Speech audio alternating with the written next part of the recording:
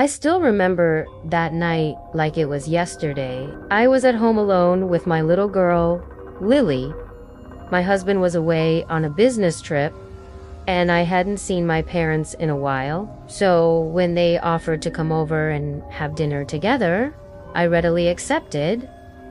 We were all looking forward to it. It would be nice to have some adult conversation for a change. At around 6 p.m., my mom arrived.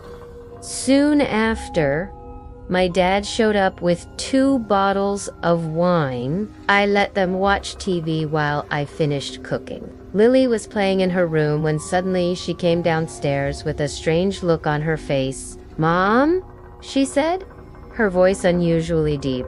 "I want to show you something funny." Then, without waiting for an answer, she ran back upstairs. I found this odd, but I put it out of my mind.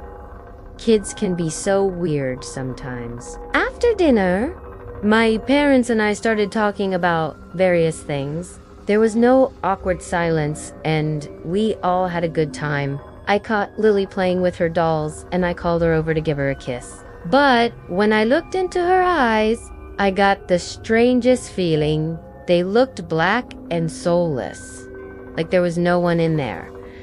And then I noticed something else. Her left eye was slightly swollen. I asked her what had happened, and she just shrugged. "It's nothing, Mom. I just fell down the stairs." I didn't know whether to believe her. She had never been a liar, and she was usually very careful. I gave her a kiss and went back to watching TV.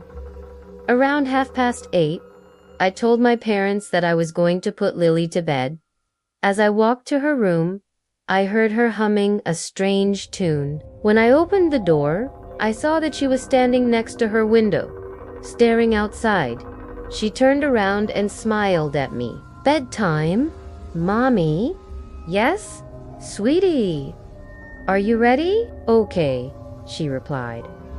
And with that, she jumped onto her bed and closed her eyes. I found this odd, but I tucked her in anyway. As I bent down to kiss her, she stopped me. "What are you doing, Mommy?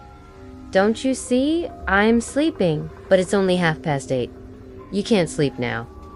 "Oh, but I have to. I'm so tired." "Please leave me alone." Her tone was sharp and unfriendly, which made me feel very uncomfortable. I don't know why she was acting like this, but I decided to go to the kitchen to make her a glass of milk. Maybe she would drink it and fall asleep after. When I came back, I noticed that she was no longer in bed. I checked under the covers, and then I remembered. This morning she had begged me to buy her a new doll. I had refused because we already had plenty at home, but maybe she had gone to the shop across the street to get one. I opened the window and shouted, "Lily, where are you?" No answer. I couldn't see her anywhere. I looked around the house, but she wasn't there either. Suddenly, I felt a cold shiver run down my spine. What if someone had taken her?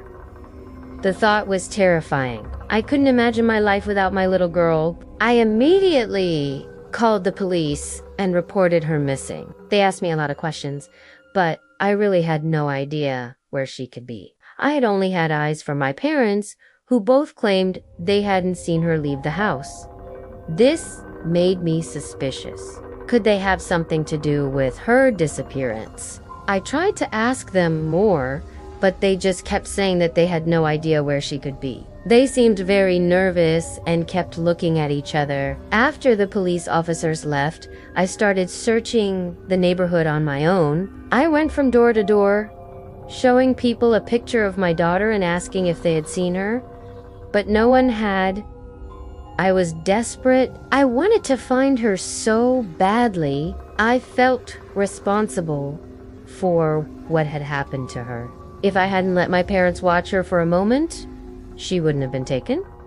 At least that's what I thought. Then I remembered something strange that had happened earlier in the evening. Lily had stared out of her window for quite a while, maybe she had seen someone or something outside. When I went to her room, I noticed that the window was open.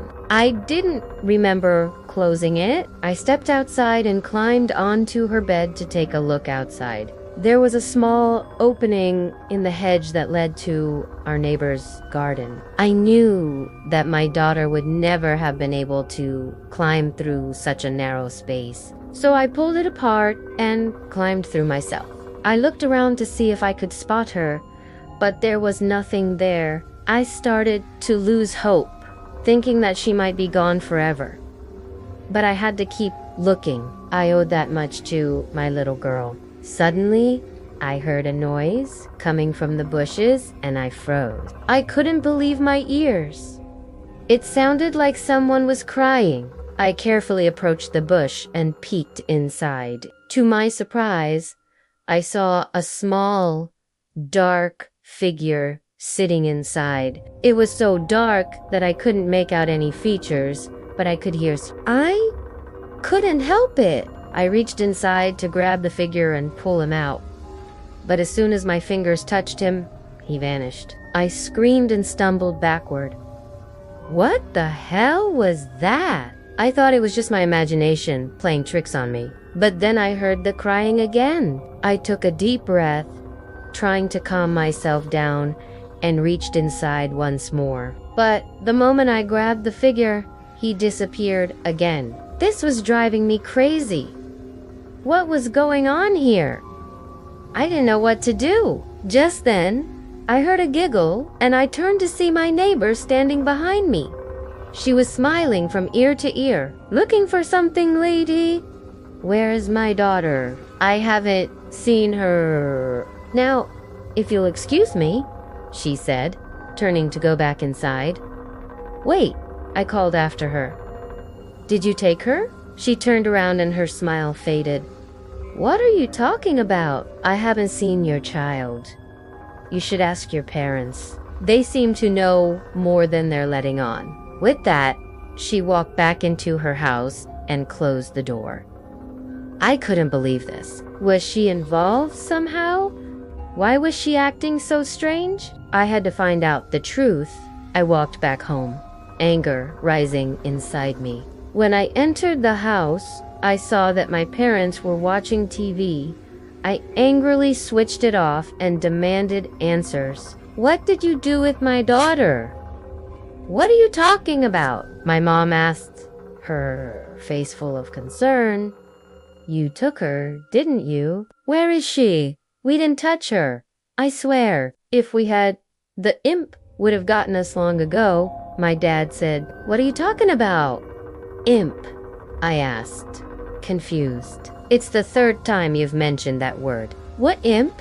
My dad looked at my mom and sighed. All right, we may have done something, but if you'll listen to us, we'll tell you where she is, my mom said. And so they told me how earlier that day, before I got home, they had accidentally broken their neighbor's vase. They had gone to apologize, but she had been furious and cursed them. Suddenly, a small imp appeared on her shoulder and told her that he would help her take revenge on them. He had then taken Lily and locked her in his house. My parents had tried to fight him, but he had just laughed and vanished.